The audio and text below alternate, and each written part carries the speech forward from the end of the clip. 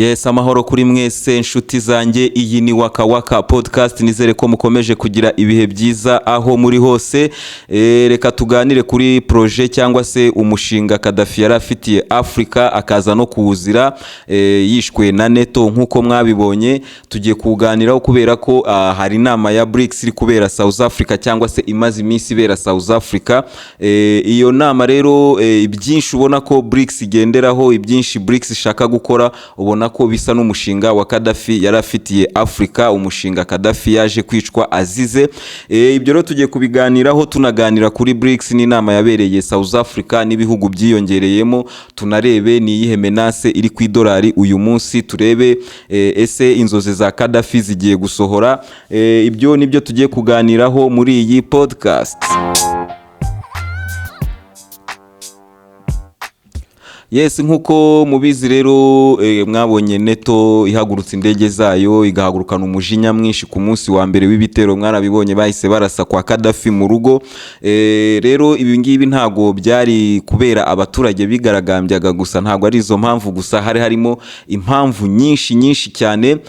Duhereye ku mpamvu wenda ya mbere navuga ko ari ntoya, kubera ko abanyamerika batarazamo hari ikibazo cya Sarkozy na Gaddafi cyari gihari cy'amadeni.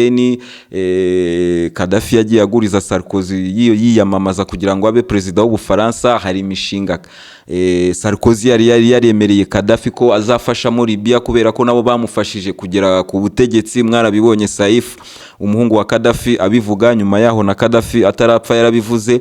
Ibi rero biri mu byatumye Sarkozy ashyira campaign nyinshi cyane mu kurwanya Gaddafi no gusaba abanyamerika ko bajoininga iyo coalition yo gutera Gaddafi. Ariko impamvu abanyamerika bitabiriye ubu butumire cyane, nkuko mubyibuka, hari drone y'abanyamerika bita Predator. Iyo drone nta hantu igigaragara ku rugamba, ahantu imaze kurwana ni muri Libya, ni muri Iraq, ni muri Afghanistan, ahantu ibi dafite menace nimwe. Ubu ngubu nkuko mubibona muri Ukraine, iyo ndege ntishobora kuhagera. Niyo ndege irenze y'abanyamerika, niba mujya muyibona, ni indege imeze nk'agacurama.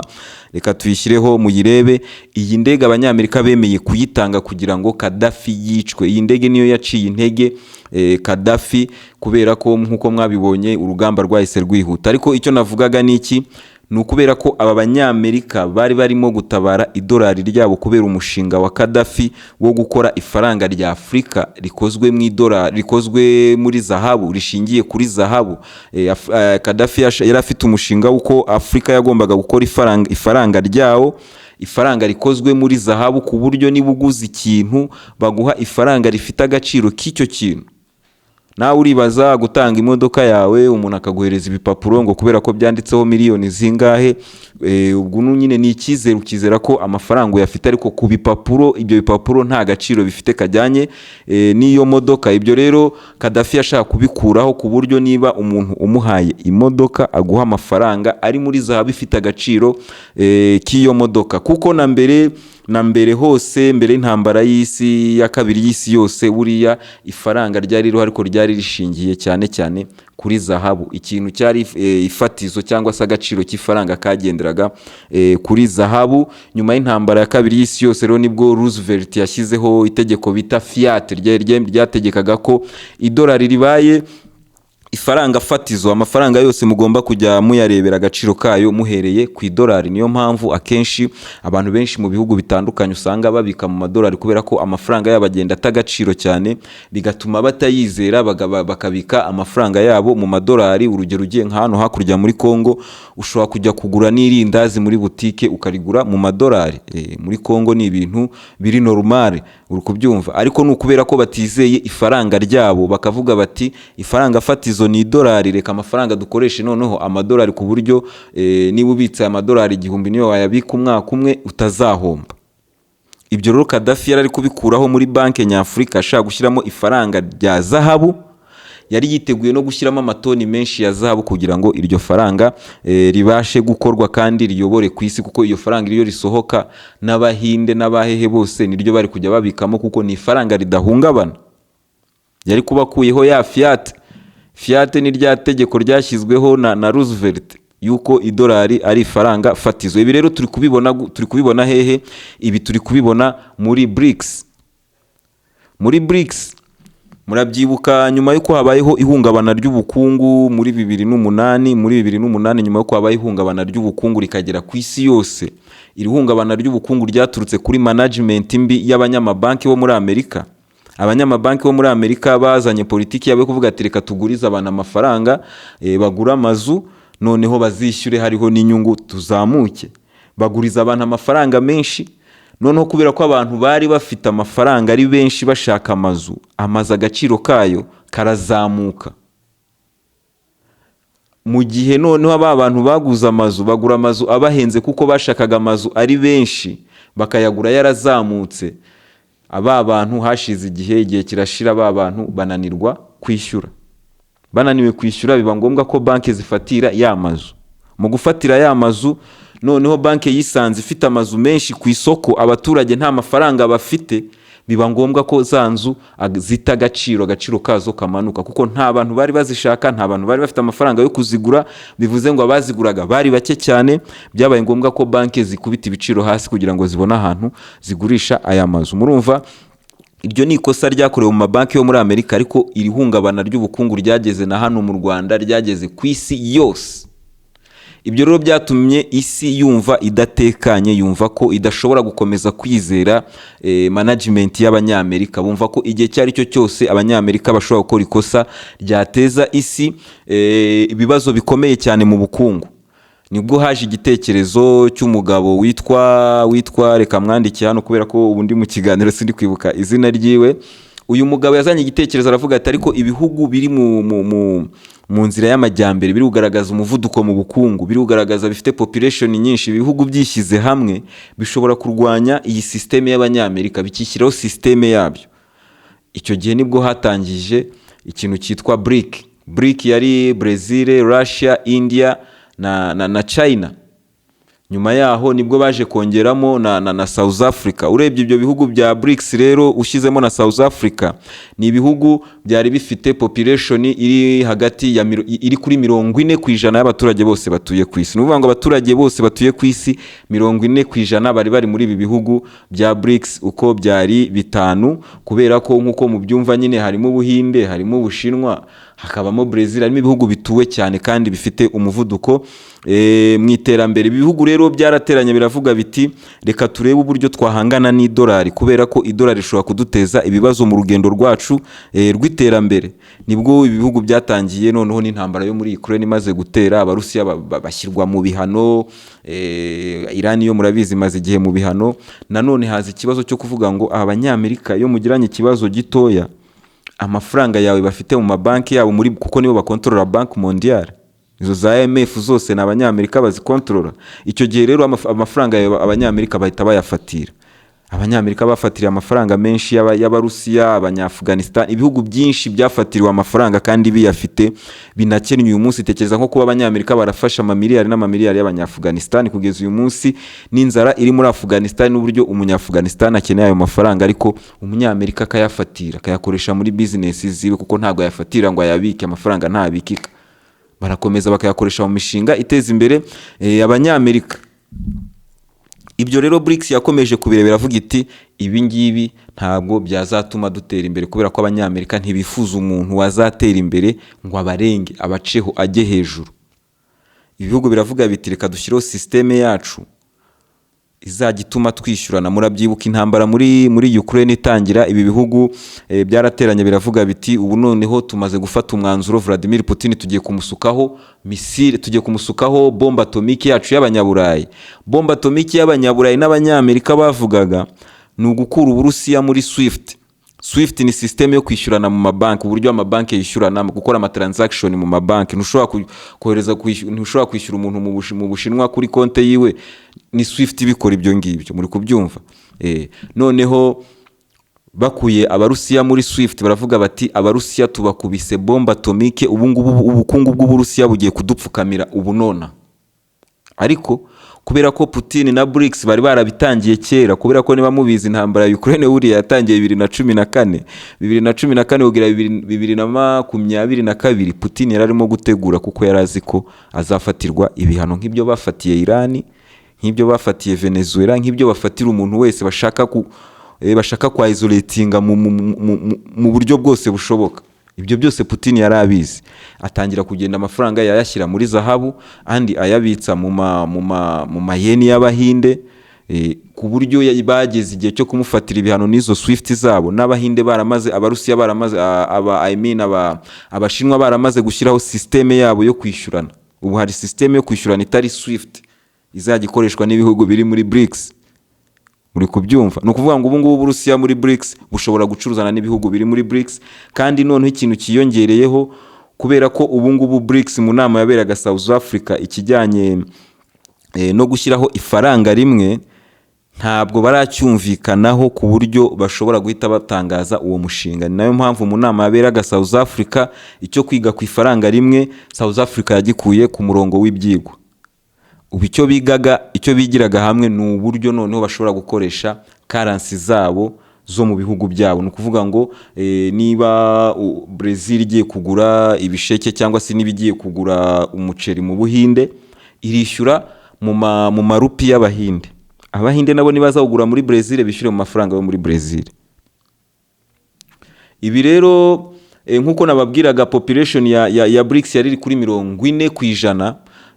Rero muri iyi nama ya South Africa ikintu kinini kiyongeyeho cyanakanze cyane aba banyaburayi, nababwira ko iyi gahunda ya Muammar Gaddafi ikomeje kuzamuka.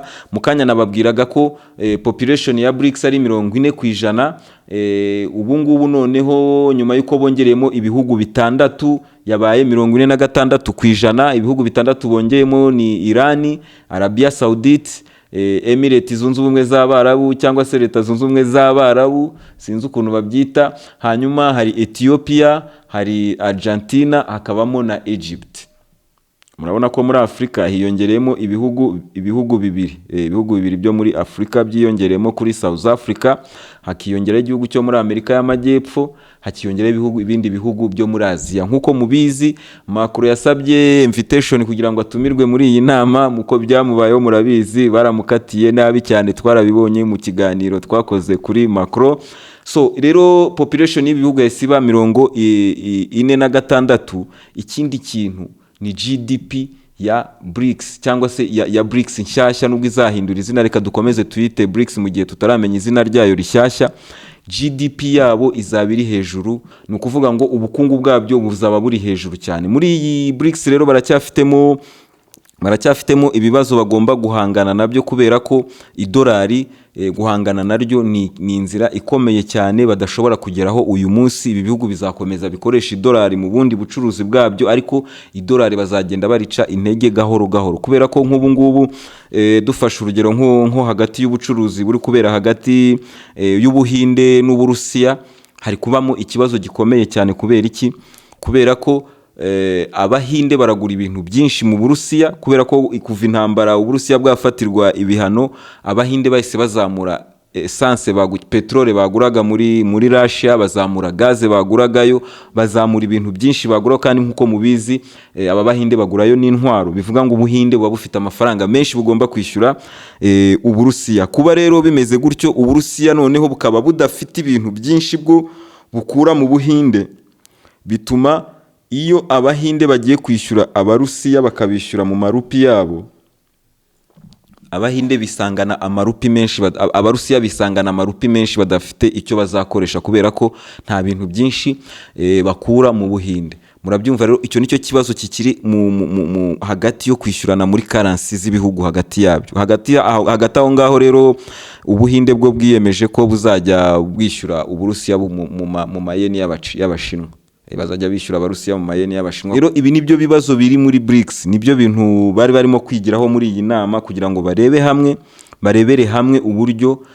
batazajya bagira ikibazo cya currency. Kubera ko urumva kuba wajya kwishyura ibintu nk'ubu ngubu, niba tugura ibintu byinshi, twe tugura ibintu byinshi mu Bushinwa, sinzi niba Ubushinwa bugura ibintu bingana n'ibyo twe tugurayo. Igihe cyose twagenda tukajya twishyura mu manyarwanda mu Bushinwa, Ubushinwa bwazisanga bufite amanyarwanda menshi budafite aho bwajyana ku isoko.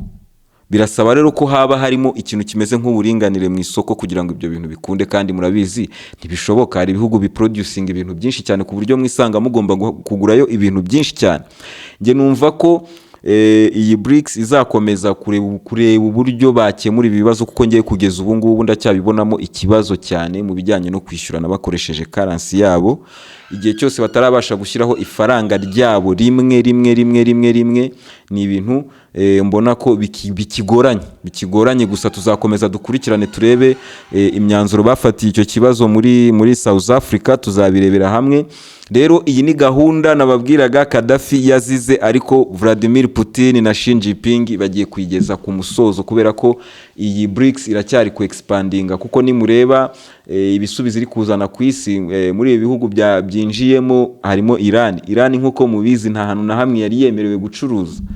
Ubu mu kwa mbere tariki ya mbere ubwo ibi bihugu bizaba bitangiye bizaba byemewe biri official muri BRICS, Iran izahita itangira gucuruza. Ndibaza ahubwo kubera iki Venezuela yo itari gusaba byihuse ngo ize nayo yinjiremo ahanga icuruzanye n'ibi bihugu, ko Venezuela nayo bayigendaho cyane kuva Chavez yapfa, Maduro bamumereye nabi, nawe numva ko yakagombye kujoininga BRICS kugira ngo ahunge system y'abanyaburayi n'idolari ryabo. Ikindi wamenya muri iyi BRICS, muri ibihugu byajemo buriya harimo akantu kamuzanemo my friend, kubera kurebere hariya urabona yuko Abahinde nibo bazanye Emirates z'Abarabu, Abahinde nibo batanze Abarabu baravuga bati noneho niba mwinjije abandi bantu natwe turazana n'inshuti zacu mushyiremo Emirates, kubera ko ifite uburyo n'ubundi ifitanye imikoranire n'Abahinde muri business, bakorana ibintu byinshi cyane. Ikindi wabona nuko Arabia Saudite yari imeze nkaho irimo Uburusiya bwari bumeze nkaho burimo umwenda Arabia Saudite, kubera ko nyuma yuko Uburusiya bwinjiye muri OPEC iyi ngiyi mwibuke ko ari nayo yatabaye Abarusiya, kubera ko abanyaburayi bakimara gushyiraho ibihano ku bintu byo mu Burusiya basabye OPEC kongera production. OPEC iravuga iti ntabwo twakongera production tutavuganye na Vladimir Putin, tutavuganye n'Uburusiya, kuko nabwo ni ubunyamuryango bwa OPEC. So rero iyi Arabia Saudite niyo yatumye ibihugu bya OPEC byakira Uburusiya. Uburusiya rero nabwo bwagombaga kwitura Arabia Saudite nayo ikinjira muri BRICS. Ikindi wabona nuko Brazil yazanye na Argentine, nanone abashinwa nabo bagirana imikoranire ya cyane n'abanya Ethiopia. Urabona ko hagiye habamo kuzanamo inshuti, ariko hari ibihugu bikirimo gusaba kwinjira muri iyi BRICS, harimo ibihugu byinshi, ni ibihugu 40 hafi n'9 bimaze kwandika bisaba, nkuko Cyril Ramaphosa rero perezida wa South Africa yavuze yuko expansion izakomeza, ibihugu bizakomeza kwinjira muri uyu muryango. Rero idolari rifite ikibazo gikomeye cyane, kubera ko ikintu cyahaga idolari agaciro ni petroli. Ofete n'ahanga muri BRICS barashaka gukora ubukungu bushingiye cyane kuri petroli. Kubera ko niba ubona Arabia Saudite igitoro cyose icuruza mu Bushinwa, igitoro cyose icuruza muri ibihugu byose biri muri BRICS, niba bizajya bikoresha currency yabyo byakoreshaga amadolari, ni igihombo gikomeye. Urumva Arabia Saudite ni nk'igihugu cya gatatu mu bicuruza petrole nyinshi ku isi. Kubura rero idolari muri iyo circulation y'imyishyuranire, Abanyamerika ni inkoni ikomeye cyane bariye. Ikindi gihugu nabonamo hano gikomeye cyane nacyo kigiye kubabaza Abanyamerika, ni urebye na Emirates nayo Abanyamerika ni ukuvuga ngo bari kuyiruzinga. Argentine yo ntayo bari bafite. Iran irisanzuye bigiye gutangira gucuruza. Ibungubu iri kwatendinga amanama mpuzamahanga, bari barayibaninze nk'igisambo, barayifungiranye ahantu nko kwa kundi bagufungira mu gakasho, sinzi ukuntu bakita kandi bagufungiramo ku buryo utaninyagambura utananyeganyega. Aho niho bari barataye Iran. Rero Iran ubu ngubu ikaba yabohotse, irakomeza business zayo muri BRICS nshyashya izatangira mu kwa mbere tariki ya mbere. Ibi ngibi rero nkuko nabibabwiraga ni umugambi wa Gaddafi yari afite wo guca intege iri dolari, kandi yari afite umugambi ufatika agakoreshamo idolari. Ibyo rero Abanyamerika baramwishe, ariko umugambi ntiwapfuye. Umugambi uracyakomeje, kandi nko mubibona muri BRICS ni iringanira, ibihugu byose birimo biraringaniye, nta veto iba muri BRICS, ibihugu byose birangana, kandi nk'uko mubibona ibihugu bya Afurika bimaze kuba 3, ndumva mu yindi expansion izakurikiraho haziyongeramo ibindi bihugu bitarimo Maroc. Buriya Maroc ifitanye ikibazo gikomeye cyane na South Africa, ifitanye ikibazo gikomeye cyane n'ibihugu bimwe na bimwe byo muri Afurika kubera intara ya Sahara, niba ari Sahara y'uburasirazuba niba ari uburengerazuba, iyi ntara ihora isaba kwigenga, ituwe n'abirabura ariko ikolonizwa na Maroc. Ibyo ngibyo akaba ari ibihugu byinshi byo muri Afurika bisaba ko Maroc yareka iyi ntara ikigenga. Ibyo rero South Africa ntizigera yemerera Maroc kuba yajoininga BRICS. Ikindi kandi iyi Maroc ni igihugu kigaragaza kugambanira abirabura. Iyi Maroc igambanira abirabura cyane, n'ubu ngubu iri mu migambi yo kugambana na Macron kugira ngo batange ikirere nyuma yuko Algeria ikimanya. Ahubwo Algeria muri expansion nshyashya yo izajyamo, Algeria muri expansion nshyashya izajyamo, ariko Maroc wapi kabisa, bigize abazungu bazikate bijyane ku mugabane w'i Burayi, kubera ko n'abantu bakunda kwitandukanya na Afrika yacu. Iyi ni Waka Waka podcast, rero tuzakomeza turebe ibyo bintu bya BRICS byo kwishyurana muri currency zabo, icyo birimo guhindura ku idolari, tuzakomeza tubiganireho, ariko tunifuza cyane ko iyi BRICS yazageraho igakora ifaranga ryabo. Bakoze banki yabo bayita Banque de Développement, ni banki ishobora kuguriza ibi bihugu byo muri BRICS bitagiye muri Banque Mondiale. Ni ikintu cyiza nacyo nari nibagiwe kuvugaho, kuba bafite banki yabo ugomba kunyuramo kugira ngo bakugurize, ni ikintu kizabafasha no muri izo transaction. Reka dukomeze rero tubikurikirane, turebe BRICS iragana he, ikibazo cy'Abahinde n'Abashinwa kizakemuka gite, icya Iran na Arabia Saudite kigeze hehe, kuko cyo kigaragara nk'icyakemutse. Ni ibintu tuzakomeza kugenda turebera hamwe. So amahoro kuri mwese rero, iyi ni Waka Waka podcast.